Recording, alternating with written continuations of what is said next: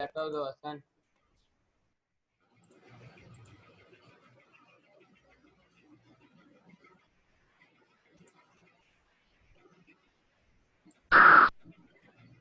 Bismillahirrahmanirrahim. Assalamu alaikum to all of the students. Let's start the lecture with the name of Allah. أعوذ بالله من الشيطان الرجيم. بسم الله الرحمن الرحيم. والعصر إن الإنسان لفي خسر إلا الذين آمنوا وعملوا الصالحات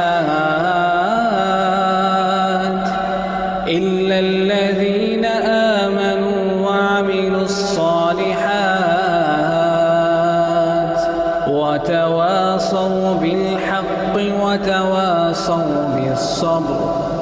असर की कसम कि इंसान नुकसान में है मगर वो लोग जो ईमान लाए और नेक अमल करते रहे और आपस में हक पर चलने की तलकीन और सब्र की ताकीद करते रहे। सब्सक्राइब कीजिए हमारे।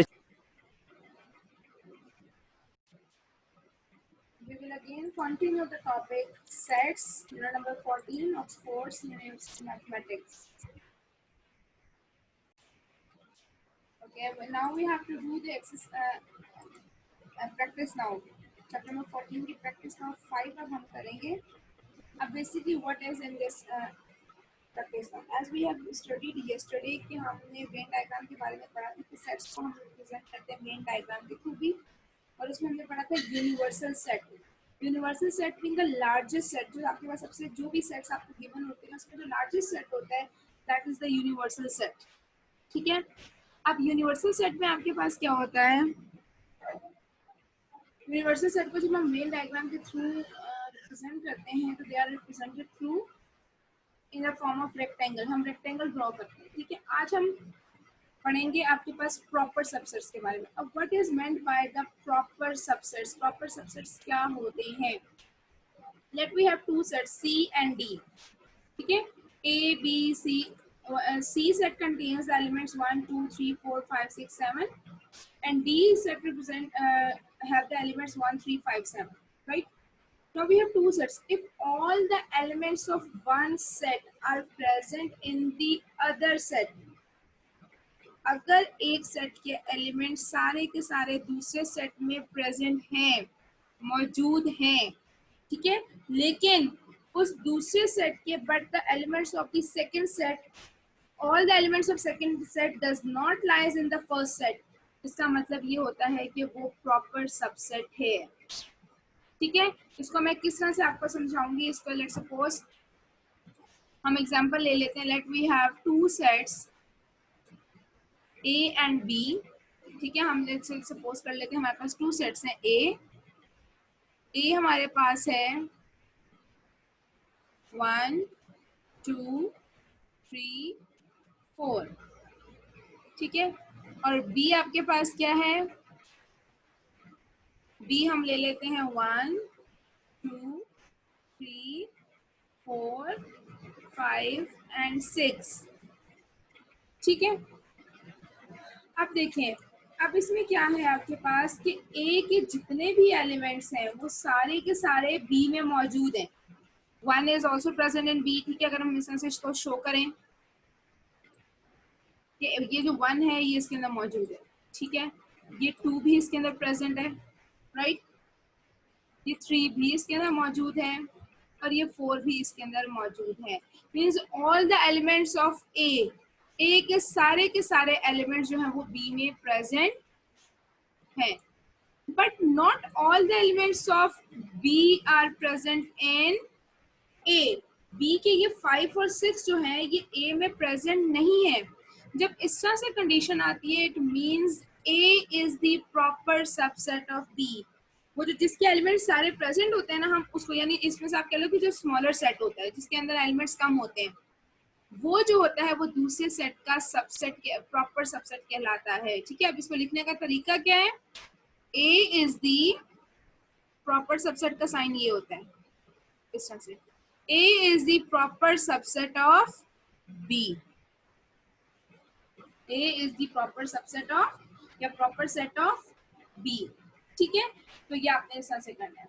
अब अगर मैं कहूँ कि क्या B जो है वो A का सबसेट है, प्रॉपर सबसेट है, तो देखिए B के तो सारे एलिमेंट्स A में मौजूद ही नहीं है. 1 भी है, 2 भी है, 3 भी है, फिर लेकिन 5 और 6 नहीं है. तो इट मीन्स कि ये कंडीशन ही सेटिस्फाई नहीं करती. It means B is not the proper subset of set A. Right, इसी तरह से अब हम इसके सोल्यूशन करेंगे. क्वेश्चन को पहले समझते हैं. What is the question. Question आपके पास ये है कि आपके पास it is given that C है D. Draw the Venn diagram to represent the C and D. सबसे पहले तो आपने सी और डी की वेन डायग्राम बनानी है. ठीक है, उसके बाद आपने बताना है कि is D a proper subset of C. Explain. क्या डी सी का प्रॉपर सबसेट है. देखो डी सी का प्रॉपर सबसेट, इसका क्या मतलब है. इसका मतलब ये है कि डी जो है, D is the proper subset of C. ठीक है, ये उन्होंने पूछा है, क्वेश्चन पूछा है. क्या ये करेक्ट है या फिर रॉन्ग है, आपने ये स्टेटमेंट बतानी. अच्छा, अब देख लेते हैं, सेकंड पार्ट को पहले कर लेते हैं. इसका मतलब ये है कि हमने चेक करना है कि क्या D के सारे एलिमेंट C में मौजूद हैं. तो चेक करें. 1, ठीक है, इसके अंदर है. 3, yes it is here. 5, yes it is here. 7, yes it is here. Yes, all the elements of D lies in set C. और सेट C के कुछ एलिमेंट्स हैं जो कि D में मौजूद नहीं है, लाइक 2, 4 एंड 6. तो इट मीन्स कि कंडीशन सेटिस्फाई हो रही है. All the elements of D are present in C, but all the elements of C are not present in D. तो it means आपके पास ये क्या कहलाता है. Yes, D is the subset of proper subset of C. Reason आप ये लिखेंगे because all the elements of D are present in C. Right?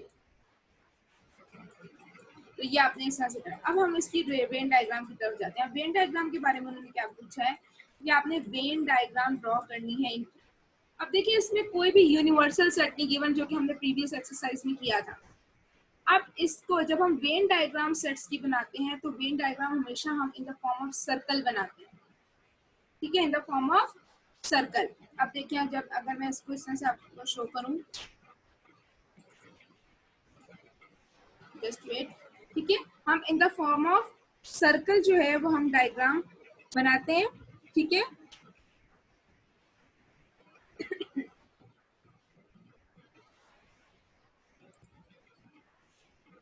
Look at this. ठीक है, ये आपको नजर आ रहा है. आपके पास मैंने एक बिग सर्कल बनाया, एक स्मॉल सर्कल बनाया. राइट, अब बिग सर्कल जो है वो किसको रिप्रेजेंट कर रहा है. बिग सर्कल रिप्रेजेंट कर रहा है आपके पास, इसमें से जो हमारे पास जो सेट सी था, सेट सी आपके पास लार्जर सेट था, ऐसे ही था ना. सेट सी के अंदर जो एलिमेंट्स थे वो आपके पास क्या थे. 1, 2, 3, 4, 5, 6, 7. तो आपके पास इनमें से जो लार्जर सेट होगा ना वो हम लिखें, उसको बिग सर्कल से ड्रॉ करते हैं. ये आपके पास सेट सी हो गया. ठीक है, अब जो दूसरा सर्कल होता है ना वो हम उसी के अंदर ड्रॉ करते हैं, the circle in the circle. ठीक है, और वो छोटा इसलिए क्योंकि ये सेट डी हो जाएगा. ठीक है, और हम सर्कल के पहले लिखते हैं उसके सेट का नाम. जो रेड कलर का आपको नजर आ रहा है ये आपके पास सेट सी को रिप्रेजेंट कर रहा है, और जो ब्लू कलर का सर्कल है वो सेट सी को रिप्रेजेंट कर रहा है. अब हम इसके में अंदर एलिमेंट्स कैसे लिखेंगे. अब देखिए, हमने देखा कि सेट ए जो था या सेट सी जो था उसमें एलिमेंट्स मौजूद थे 1, 2, 3, 4, 5, 6, 7. और सेट डी के अंदर मौजूद थे 1, 3, 5, 7. ठीक है, 1, 3, 5, 7. अब देखिए, अगर मैं आपको ये कहूँ कि देखिए सी डी जो है वो सी के अंदर, मतलब क्या है कि इसके डी के जो सारे के सारे एलिमेंट है वो सी के अंदर मौजूद है. तो अब आपने क्या लिखना है, जो स्मॉलर सेट है ना उसके सारे एलिमेंट्स लिखते हैं, यानी जो आपके पास कॉमन एलिमेंट्स आ रहे थे. इसको अगर मैं आपको इस तरह से एक्सप्लेन करूँ जरा. अच्छा, अब आपके पास क्या था, जो सी और डी सेट था। अब जो डी के एलिमेंट्स है ना वो तो आप लिख दें, ठीक है। डी के एलिमेंट्स यानी आपके पास वो एलिमेंट्स जो दोनों में कॉमन थे, वो कौन कौन से थे, 1 3 5 7, तो आप यहाँ पे लिख दें 1 3 5 7, ठीक है। अब ये जो 1 3 5 7 था, ये जो एलिमेंट्स थे ये ए सी में भी है और डी में भी है, सी में भी है और डी में भी है। अब जो डी के सी के रिमेनिंग एलिमेंट्स रह गए ना, वो आप सी के अंदर लिख दें, जो कि हैं 2 4 6, 2 4 एंड 6,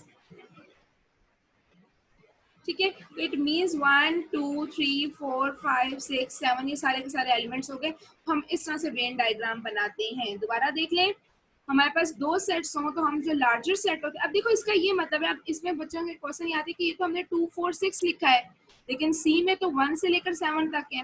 देखो डी को जब हमने सी के अंदर बनाया है तो इट मीन्स कि डी जो है वो सी के अंदर मर्ज हुआ हुआ है, ठीक है।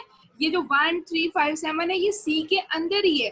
ये जो अलग से रेड सर्कल है ये इसका मतलब है कि ये सिर्फ डी के अंदर सिर्फ 1 3 5 7 है, और सी के अंदर 1 भी है, 2 भी है, 3 4 5 6 7, पूरे का पूरा डी सेट जो है वो सी सेट के अंदर है।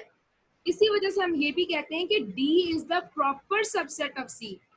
अगर कोई भी सेट जो है वो किसी सर्कल के अंदर, एक सर्कल के अंदर दूसरा सेट मौजूद है, तो इसका मतलब होता है कि वो जो है वो बिगर सर्कल का सबसेट, प्रॉपर सबसेट कहलाता है, ठीक है। तो ये आपके पास इसकी वेन डायग्राम हो गई थी। नेक्स्ट आपके पास जो क्वेश्चन है, it is given that x is an integer such that x is greater than 0 and x is less than and equal to 13। आपके पास x p एक ऐसा सेट है जिसमें इंटीजर्स हैं जो कि 0 से बड़े हैं। 0 से बड़ा इंटीजर कौन सा होगा, 1 2 3 4 से लेकर 13, 13 से छोटा भी है और 13 भी है, इक्वल का साइन भी आ रहा है, ठीक है, लेस देन इक्वल टू। इसका मतलब है कि इसमें तो आ जाएंगे, p में आ जाएंगे 1 2 3 4 5 6 7 8 9 10 11 12 एंड 13, ठीक है। अब क्यू सेट अब आपने लिखना है। क्यू सेट क्या है, x is a prime number less than 13, 13 से छोटे प्राइम नंबर वो कौन से आ जाते हैं, 2 3 5 7 11, ठीक है, ये आपके पास प्राइम नंबर आ गए। आर सेट क्या है, x is a positive integer not more than 13, 13 से ज्यादा ना हो लेकिन 13 से कम आपके पास ये 13 के इक्वल हो सकते हैं। देखें, पॉजिटिव इंटीजर कहाँ से स्टार्ट होंगे, 1 से, ठीक है। और नॉट मोर देन 13 का मतलब क्या है कि 13 से बड़ा ना हो, या तो वो 13 से छोटे होंगे या 13 के इक्वल होंगे। तो इसमें भी एलिमेंट्स यही आएंगे 1 2 3 4 so on to 13 तक, ठीक है, ये आपके पास हो गया।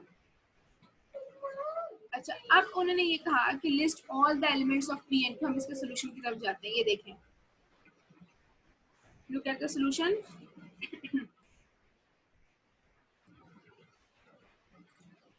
P 1 2 3 4 5 6 7 8 9 10 11 12 13, Q है 2 3 5 7 11, ठीक है, ये तो फर्स्ट पार्ट हो गया।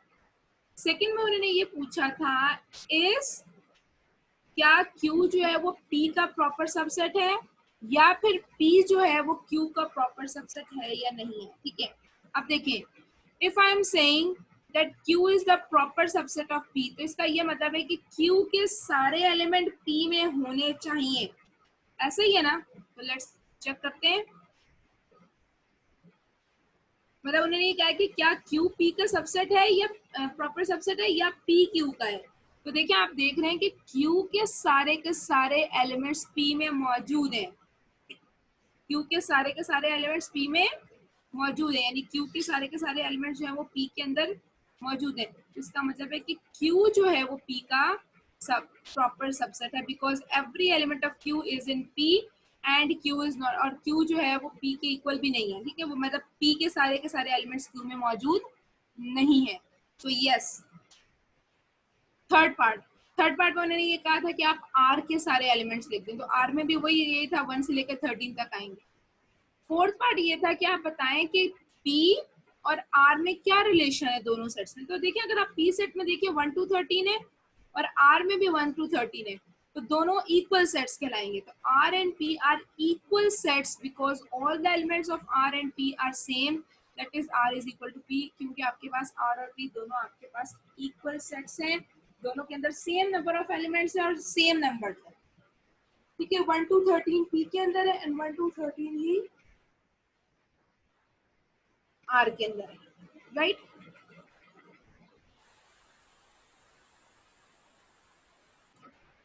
Okay, let's move towards the next person.